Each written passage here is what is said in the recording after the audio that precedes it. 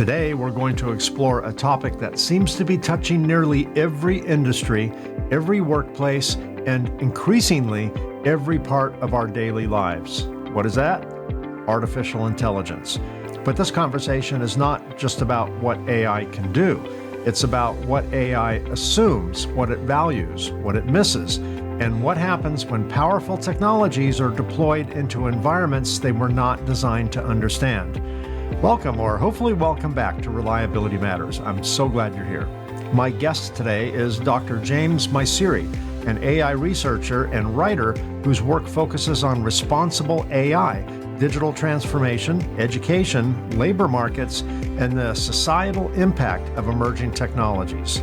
His work has been featured through organizations and publications including UNESCO, Mail and Guardian, and many others, and his message is both simple and profound. AI is not neutral. In one of his 3 TEDx talks, Dr. Maisiri said, if Africa does not shape AI, then AI will shape Africa. While his work often focuses on African communities and institutions, the lesson is much broader. Every industry, including electronics manufacturing, needs to think carefully about how we adopt AI, what assumptions are built into these systems, and how we validate their use before trusting their output. In electronics reliability, we often say that context matters. Materials, environments, residues, humidity, temperature, field conditions, and use cases all influence performance. Today, we'll ask whether the same is true for AI. I'm not really sure how much of this conversation will tie in directly to reliability, but it's a fascinating subject nonetheless. So let's see where it takes us. Welcome to Reliability Matters, a podcast for the electronic assembly industry. Each episode covers topics related to reliability, best practices, and environmentally responsible assembly techniques, with insights from experts across the electronic assembly industry. Now, here's your host, Mike Konrad. Hi, James. Welcome to the program. I'm excited to have this conversation with you today. Hi, Mike. How are you? Thank you very much for inviting me. I'm excited to be here. Yeah, as I'm excited that you're here as well. Just so my audience knows where each of us are, I'm in California. You are not. Tell me where you are at this very moment. I'm all the way in Zimbabwe right now, on the Yeah, other side of the world. the other I'm side in of the earth, Zimbabwe in a yes. city called, yeah, Bulawayo. I'm usually based in Joburg, but right now I'm just in between places, so traveling. So I'm in Zimbabwe right now. There you go. You've said that if Africa, and this is a great title for a TED Talk or a podcast. If Africa does not shape AI, then AI will shape Africa. Tell me what that statement means to you. Where did that come from? What is the concern that statement represents? Yes, so right now, AI is the big craze that everyone is trying to adopt, even in African countries.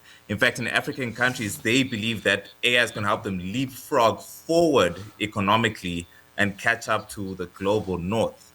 But my question was, my thinking was most AI systems globally are created in Western societies, right? So China and America has 90% of the computing power globally that feed into AI.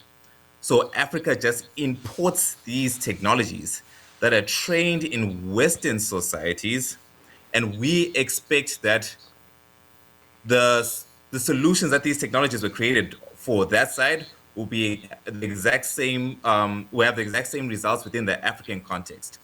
And as I was looking around, there were adverse consequences of just adopting AIs from the global north within the African context. And it was just a warning to the rest of Africa that we shouldn't be importing these technologies. We need to be creating our own AI systems with our own training of the African context to solve our problems. Because if we just import it here, we'll create more problems than that we can even think of or to realize. Yeah, I think a lot of that's an insight I hadn't really thought of before now. Because AI can do many things. a lot of people use AI for math formulas. For example, if I ask AI, what is 2 plus 2, I'm going to get 4. And nowhere around the world would 4 be an inappropriate answer, right? When there's Yeah. quantitative data that AI produces, it is probably accepted universally as a truth, no matter whether you're in South Africa or Ghana or wherever, or Mississippi or Canada or anywhere in Europe. People can agree that that's an accurate answer. It's outside of quantitative data, I think, that you're referring to. And give me some examples, or an example, I guess, for the sake of time. I know you can probably come up with 1,000 examples of where Chat GPT or Claude or any of the, AI in general. I tend to say Chat GPT is just kind of the poster child. That's like Coca-Cola when I'm referring to cola. But give me an example where AI might, based on Western training and Western norms, Yeah. misapply some maybe advice to someone in Africa. So to be fair, even if they wanted to train on African data, it is also very difficult to do so because a lot of African culture and the way and education is actually oral. We don't. Right. There's not a lot of literary text. ChatGPT was trained on the internet in English. Africa has diverse amount of languages, and it's passed on from generation to generation. There are efforts from African scholars to try and digitalize a lot of African oral culture, but we still have a long way to go. We are trying hard. We still have a long way to go. Hopefully, in 3 or 4 years, we can say, another report. There are also stakeholders that would be suspicious of foreign companies coming into communities' sacred places, collecting data that they won't be able to control, right? It will be owned under ChatGPT, and how the value share and the profit of that is distributed is often in the African context not in our favor. So there's also there are gatekeepers, but we do encourage collaborations with such partners, with African universities, African institutions. There are a lot of institutions doing work in partnership with Google and ChatGPT that are trying to solve this problem. Yeah, I Yeah. think I think you are correct. I can completely understand the scale, the massive scale of trying to memorialize in text form a culture that goes back thousands of years that to today still has a lot of oral traditions to pass on from generation to generation. And then in one country there might be numerous different nuances to all those different practices and things Yeah. like that, where some Western cultures are a little bit more homogeneous than we've kind of blended, for better or for worse. We've kind of blended into this average culture with a few nuances here and there. I'm thinking of just the United States, for example. The Southern culture might be a little Yeah. bit different than the Northeastern culture, than the Western culture, but from a 30,000-foot view, it's pretty similar, right? It's pretty easy for an AI learning tool to learn the nuances of that. But I mean, if I can just add that. Oh, sorry, continue. yeah, no, go ahead. No, I just wanted to say that, like, for example, in United States, English is a predominant language, so everyone can train and use AI within English. In South Africa, for example, there are 12 official languages Wow. in that one country. It's even worse if you go to Eastern Africa, right? Just an hour away, there's a different language and a different culture. So yeah, it's quite an uphill to Yeah. make sure we train the AIs for specific contexts. In addition to the reference of AI integration into Africa, is it safe to expand the warning? For example, is it safe to say, if we don't shape AI, AI will shape us? this doesn't just apply to Africa, right? The point you're making seems to be able to be applied, across the globe, in where the conditions are similar, where oral traditions are passed down orally, and not a lot of manuscripts and things like that. Definitely. I think if you're not China or America, this message should hit to the heart, whether it's India, whether it's other places where you're just not the ones who are training these language models for your context. You're building models on top of ChatGPT, or on top of Gemini, or on top of other AI systems that are foreign to you. And whatever data you do produce, you don't necessarily have full control or sovereignty over it. So it's a warning for a lot of places across the world, I would say. In your TEDx talk, first of all, I'm a little bit jealous. That's one of my bucket list things, to do a TED talk or a TEDx talk. I want to stand on that red dot at some point in my life. And you did One three. day. And you did one day, and you did three of them. In your TEDx talk, you describe how technology introduced into a rural community in Ghana helped change the cultural expectations around girls using computers. Tell me a little bit more about the background of that story, and what did that story teach you?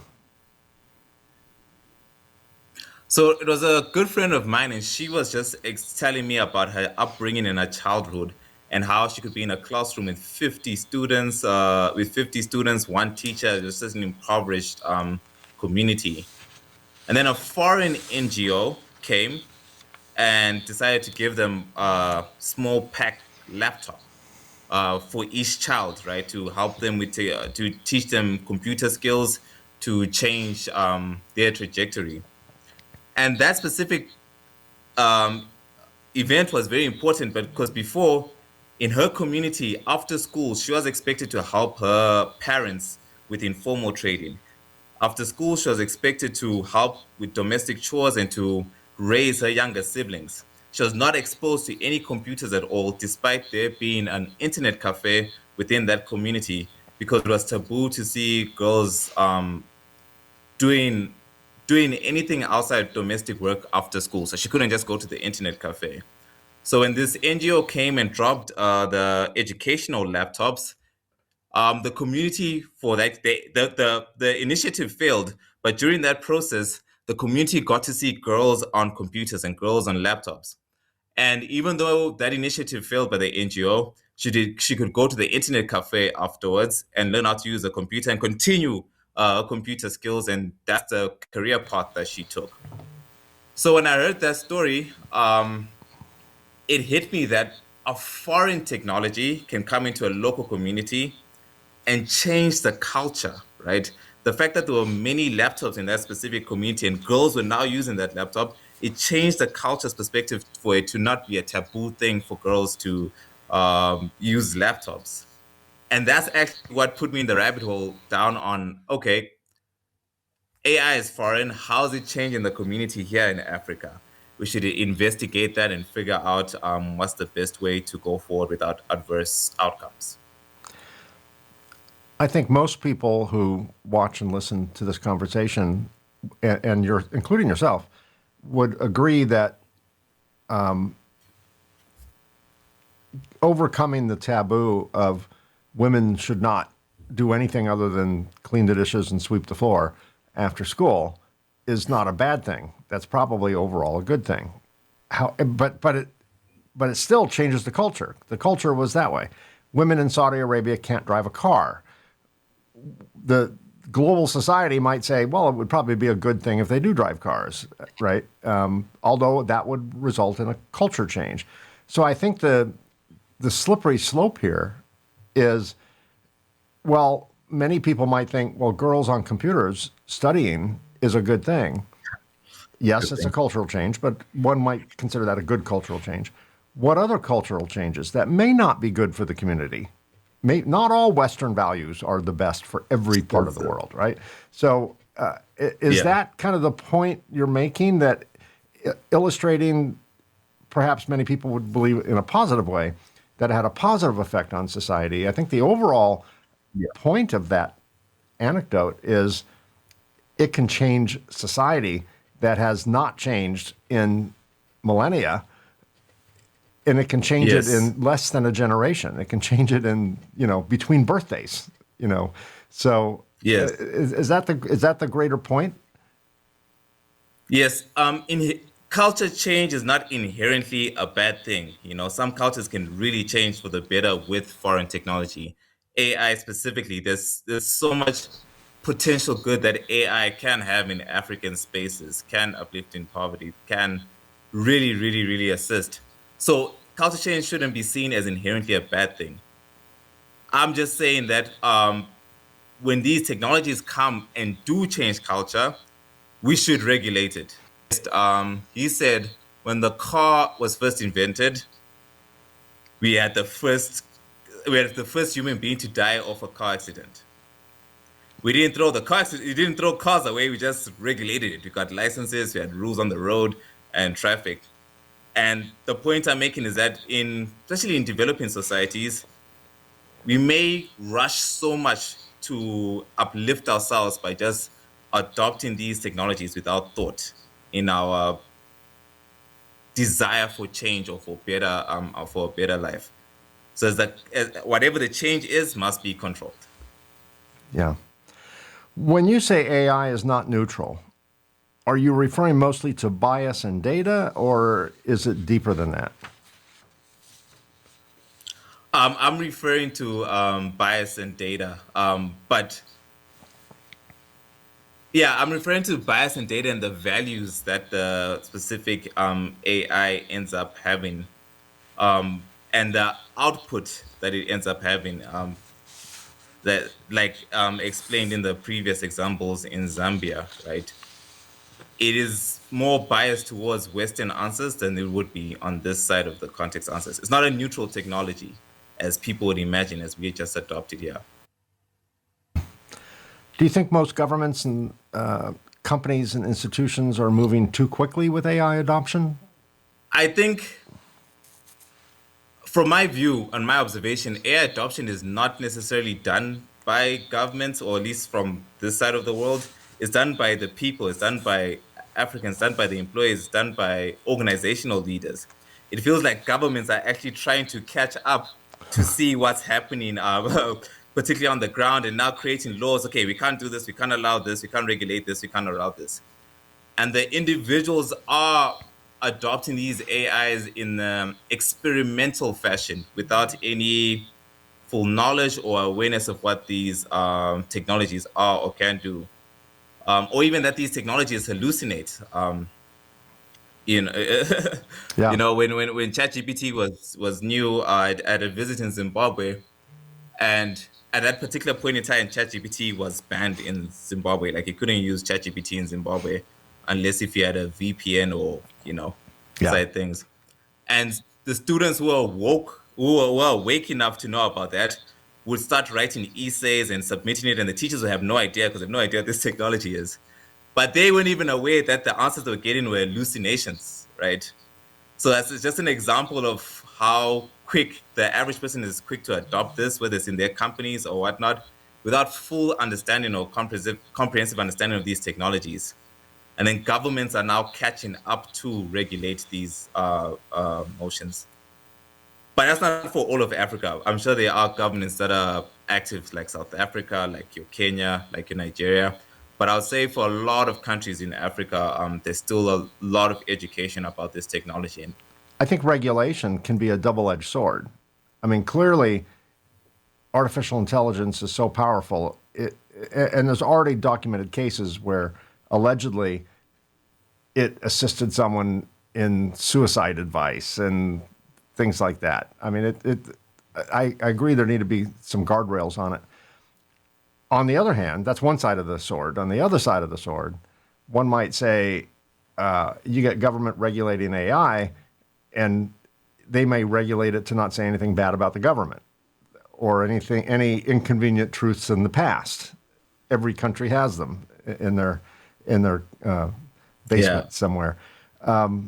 So that's certainly going to be something that governments have to and citizens have to wrestle over. The same happened when the internet came out. How much, is the internet truly the wild, wild west? Can you put anything on the internet? If you had, 20 ways to assassinate your president, that probably will get you shut down very quickly. If Would you're that be? selling illicit drugs as e-commerce, that's probably going to get shut down pretty quickly.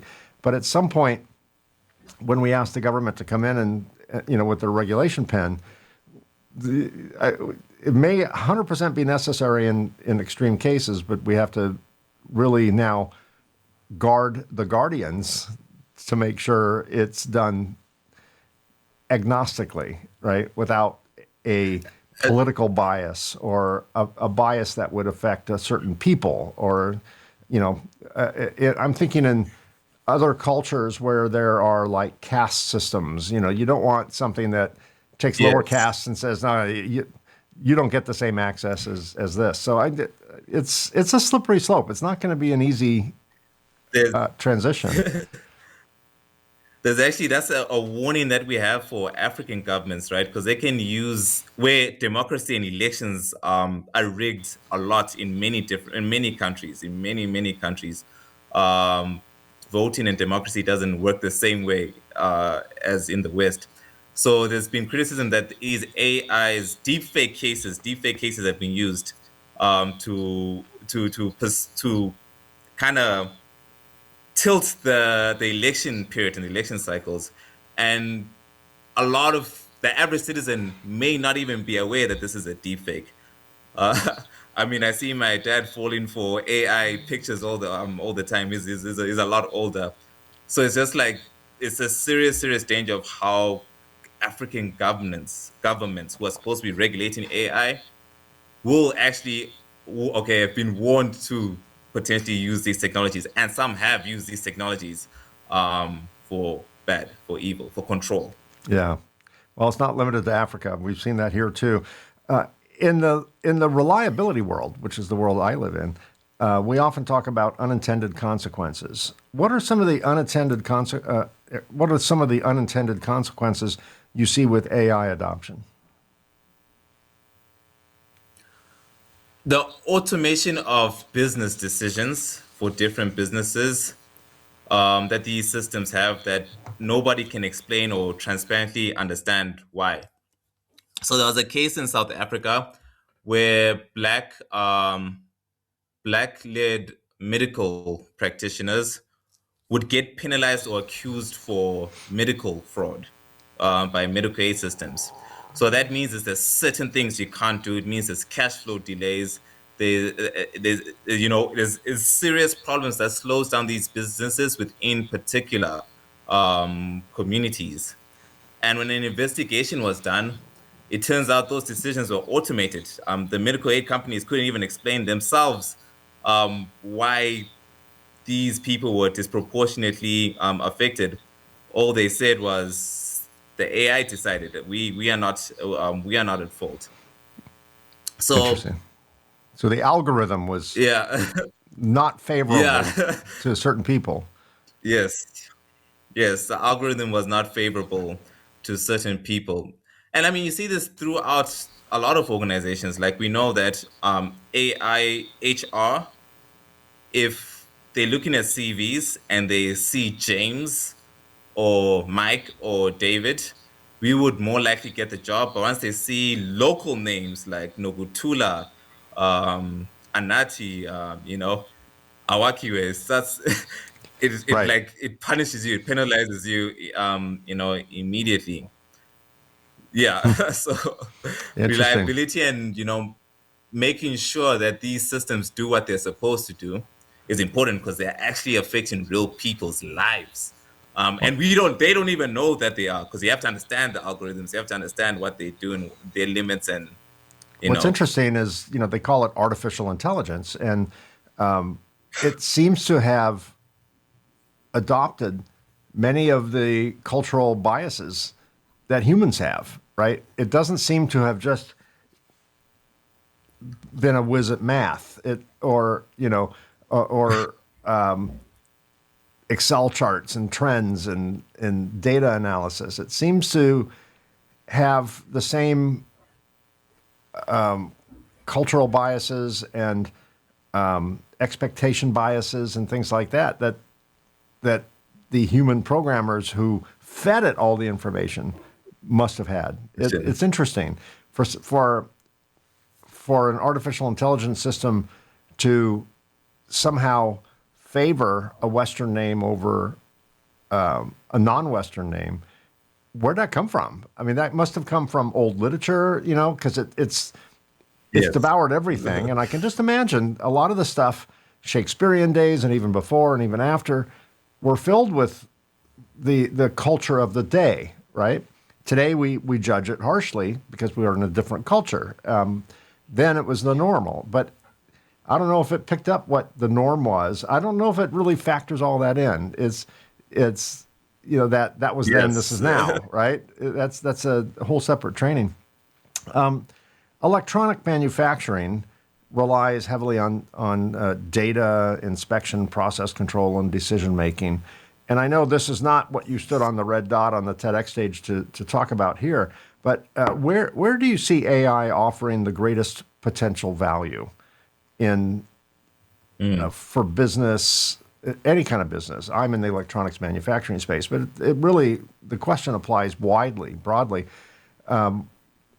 Even though it can be culturally biased, even though it has those faults that may result in a lot of caution when using AI in non-Western society.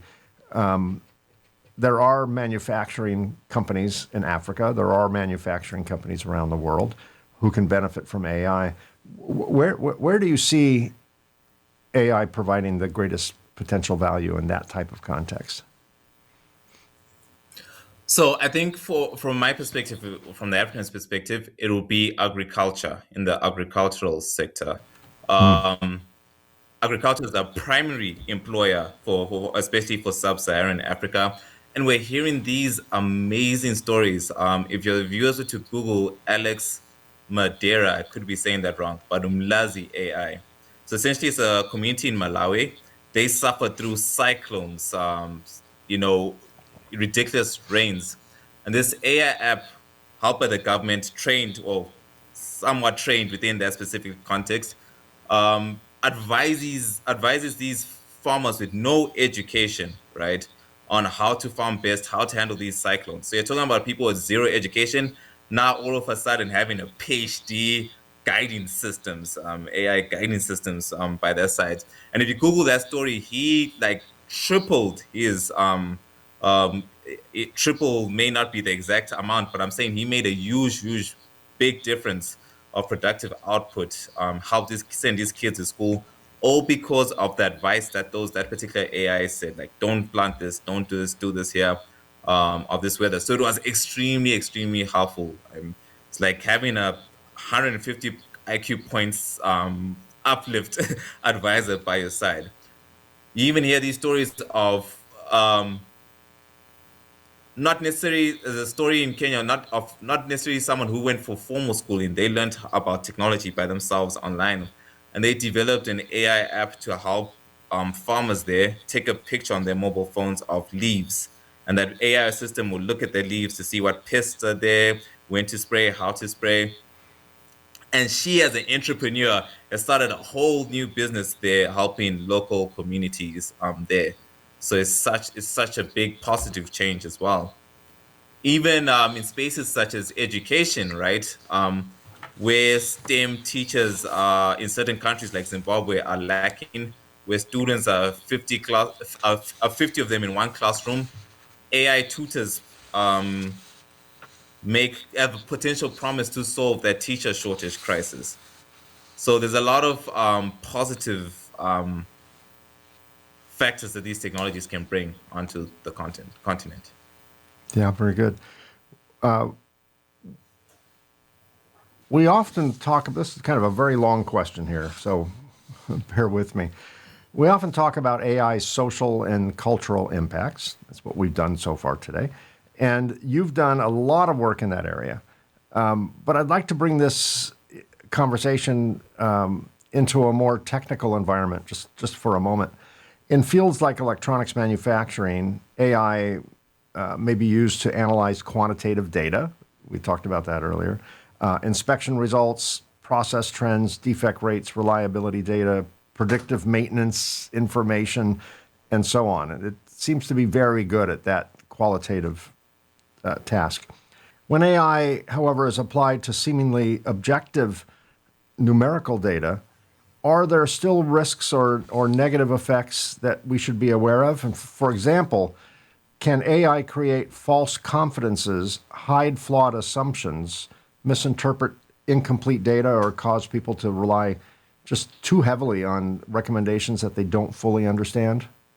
I know that was a very long question. I don't even know if you remember the beginning of it, but what's your take on that? Yes, yes. I think it does. I think I get what you're saying.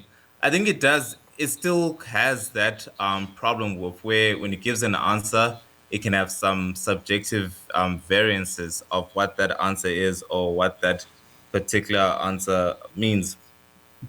As said in the South African example, where of quantitative data, it decided that this particular business is worthy of being penalized, and which happen to be practitioners of color, right? So that subjectively affected their ways of lives and the way they're doing, despite that, despite the AI, using quantitative data to make their decisions. Same thing with financial loans industry, as stated earlier.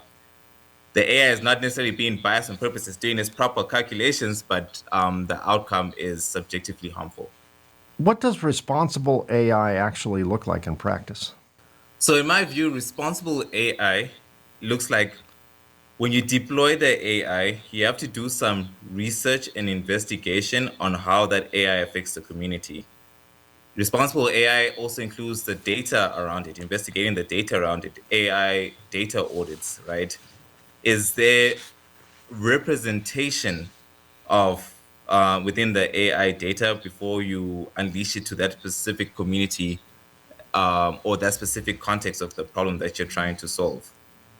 More often than not, what I see this side is there's an adoption of AI. There's no investigation of what that technology does to those particular people. And we only really find out that, maybe there's something wrong there when there's already been damage done or there's already been some effects that has happened to individuals' lives. So the responsible AI right now, the conversation is about training it in the back end, but I would like to add the front end that, yeah, okay, after everything is done, after you fixed everything, we need to empirically test and empirically see that the outcomes that you foresaw are actually the outcomes that are occurring within the ground. You've discussed AI's effect on labor markets. Do you see AI mostly as a job replacement technology, a job transformation technology, or both? So to answer you, it's a mixed bag on how AI affects the labor market. But what I can say is the difference between the African context and the Western context is that you guys have great social support, right? When COVID happened, there were payouts that were happening to support families. You guys have free healthcare. You guys have like the great social support where if there's job loss of some sort. In comparison, Africa does not. Like Zimbabwe, for example, does not have like you're really on your own. So we need to think more carefully about job displacement because it may hurt us much more. Um, you have much more of a safety net than we do. Yeah. Yeah, I think my wife worries a lot out loud to me about all the job losses that AI is going to do. I think she has where I am impressed by the power of AI and concerned about the power, both. I can see like any new technology, it has the power for good, it has the power for evil. But I'd like to look at the good side. And the common mantra right now is, thousands, millions, whatever, of people are going to lose their job over AI. which may or may not be accurate. Probably it's closer to accurate. However, this is the same conversation going on for a couple hundred years. At the beginning of the when electricity was produced, before that, when the steam engine came out, the beginning of the Industrial Revolution, everyone talked about, we're all going to lose our jobs, right? Because these things will be automated. When electricity was discovered and harnessed to create power to run machines, that was the end of civilization as we knew it in terms of the working man and woman. When computers came out, now we're in my lifetime, right? When personal computers came out, first when industrial computers came out, then when personal computers came out, same concern. We're all going to lose our jobs. There'll be no accountants left. Everything's going to be numbers. George Orwell, 1984, all that stuff. And then when the internet came out, that was a game changer. And now AI is the latest, although probably on the more impactful side, for sure. But to me, I've heard this song before. We're all going to panic. It's been playing for centuries. It's exactly. As soon as someone figured out how to start a fire more easily than rubbing two sticks together, that was going to change the world, right? In terms of job losses and all that. But people who were putting horseshoes on horses when Henry Ford came out with that Model T, back in Detroit, they're like, well, there goes our jobs, right? And they were right. But then we create other jobs. So in that context, I'll ask you, what skills should today's workforce develop to remain relevant in an AI-shaped future? We know it's coming. Sure, it's here. I just wanted to comment on that before, though. I wanted to say, you're 100% right. In every single technology, there's always a protest of some sort. And every single time, the world gets much better by these technologies. And just because a technology takes a job does not inherently mean that it's bad. So I did some work in Grahamstown a couple years ago. This is before the AI stuff, where I was looking at women in the chili value chain. And her job was to touch chilies and the chemicals to it. And as I was speaking to an interviewer, her skin was done. Her skin of her hand was completely falling apart. And she's old. This is an old mama. We call them gogos this side. And I remember thinking, no human being should be doing this work. A robot of some sort should be doing this work. And of course, the critic will say, what about the mama's income? I do think the government should be able to reassign her back into society somewhere else. But she should not be giving up her body parts. So the displacements of jobs are not inherently bad. And there are scholars that it's called post-labor theory. Your viewers can look it up. That showcase that society can completely function outside of the way we understand capitalism now, even if AI and robotics completely take out every single job. And it may be a net positive to do so. I can send you the name of the head thinker of this, and maybe you can put it on the screen. His name escapes me. I think it's Prof. David. His name escapes me now. But if you look at his work, it may not. The destruction of jobs is not inherently a bad thing. It's just the point I'm trying to make. Yeah. If handled wise. It's an evolution. Yeah, it's an evolution. We used to do. Doctors used to do bloodletting with leeches and things like that. We don't do that anymore. It's the same but different. It's just, there are certain things that come out that are going to be, certain technologies that are evolving that are going to be more or less impactful on the job market. This one might be more, but certainly when we get to the other side of it, 50 years into AI, we're going to find it humorous, the panic that we see now, right? Just like when the steam train first was introduced, there were medical professionals who believed that we had to limit the speed of the train to 30 or so miles per hour because the human body cannot handle speeds in excess of that. It will damage our internal organs. And, that obviously was, as we would say, an old wives' tale, Well, right? that was wrong. It's not medically accurate, nor was it based on any medically, proven principles, but Yeah, it was a theory by prominent, educated people. So, people. yeah, I think we just have to factor all that in. What advice would you give to technical leaders who are excited about AI but want to avoid blindly adopting it? What would you do? You have a manufacturing company, James, and your staff is like, we got to use AI. Everyone's using AI. We're the only one not using AI. What would you do as a leader of that company? What guardrails or safeguards or due diligence would you put in first? I'll definitely hire somebody who's much smarter than me. I mean, you are in that context, you're very entrepreneurial. You manage to um, find a product, build a manufacturing factory, and sell it to the market. But you have to understand that that may be your own, that is the ceiling of your world. Don't try and just adopt technologies because you've been told by a salesman. You're gonna have to bring in someone who has studied governance and AI framework to create a policy and a governance framework within your particular company. You have to don't do it yourself. Is essentially what I'm saying. Get expert advice for your particular context, or you might find yourself in a very bad lawsuit that was more expensive. It's actually more expensive than just adopting AI and going Yeah, blindly. yeah. Is, is That's because I think it's very context driven. sure, of I'm course. skeptical. I'm skeptical to give a blanket answer if Right. that makes sense. In our particular industry, we have two words that are said to answer most questions. It's almost to the point where it's a joke. And the answer to almost every question for our industry is it depends. Right? It depends. It depends, right? So it depends on a lot of factors.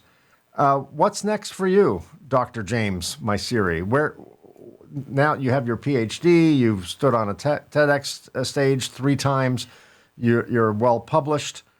What is your future like? So right now, the project I'm working on is looking at how AI is affecting the African education and the work experience of teachers within the African context. I think I'm going to be busy with that for at least the next 12 months, I would say. I'm thinking heavily on AI governance in Africa as well. I would say we're all at the edge of thought, so we're all tripping and falling in Africa for the African context and we're figuring it out. So I would like to be part of that journey within the next 12 months as well. I still will remain with the University of Johannesburg in South Africa. But I really do hope, though, that I come to the West and also experience life there at some point in time for a year or two. I'd like to study there and also visit you, Mike, in America and see how it goes.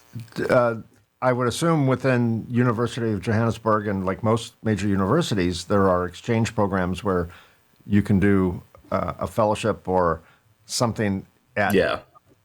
another university somewhere around the world. Is that usually an Yes. opportunity Yes. that's Yes. available to you? Okay. Well, It is. It is. UCLA, USC, those are good Southern California places to go. Good. So I will invite you. I'll be the ambassador for Southern California. I'll be happy to show you around. But yeah, that would be great if you could do that. What's besides the educational environment, the university environment, any desire to get into industry outside of that academia, or are you an academia kind of guy? I'm an academia type of guy. If I'm not in academia, I do keynotes. I do a lot of. I'm a Yeah. professional keynote speaker, and a lot of my keynotes are geared towards industry as of late. Um, so those are the two things I think I'm building right now. I've never imagined going full industry and completely leaving academia. Not that I'm against it. It's just I'm happy where I am now. Maybe Yeah. I'm happy with research. I think the answer to that question is it depends, right? There we go. It depends. To my viewers and listeners, if you would like to get more information on Dr. James Maisiri and the work he's done, including links to the TEDx talks, they will be in the show notes. If you're watching this on YouTube, look down here where it says see more, and that information will be there, as well as to his website where you can get information on his keynote speaking. Very interesting topic. And as I promised at the beginning in the intro, I'm not sure how much of this was going to relate directly into reliability, but I do think it's definitely ingredients for thought and to think about the overall application of AI. It may be solving a particular problem in your inspection system. You may be able to do some line balancing using AI and other tools, but it has a much broader application than that. So it's just worth opening our eyes and seeing how this very powerful technology and impressive technology and potentially game-changing technology can land on different people in different parts of the world with maybe an outcome less predicted in every context. So it's just good to know that type of stuff. Dr. James, thanks for spending pretty much the last hour with me. I really appreciate it. The concerns you voice are something I had never really thought of before. I think most people probably haven't really thought of it unless you're on that side of the world and seeing the implications of it. So thanks for bringing that to the public light. Continued success in your academic work. And if you're ever in Southern California, let me know. I'll hit you up, Mike. Thank you. Hit me up. Very much. Hit me up. I'm your man in Southern California. All right. Thank you very much for being my guest. Sure. Thank you, Mike. Thank you. Appreciate it. Thank you to the viewers for watching. And that's a wrap on another episode of Reliability Matters. Thanks for being here. Whether you listened on your favorite podcast app or watched on YouTube, I really appreciate you being here. If you haven't already, hit that subscribe button so you don't miss future episodes. And a big thanks to PCB Chat from the Printed Circuit Engineering Association at pcbchat.com and Ascendo Reliability at reliability.fm for syndicating this show. Got a question or an idea for a future episode? We'd love to hear from you. Visit reliabilitymatterspodcast.com. Thanks again for being here. I truly appreciate all of you.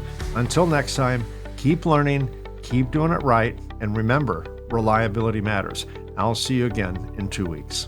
Thanks for listening to the Reliability Matters podcast. Join us on the second and fourth Tuesday of each month for new episodes of Reliability Matters.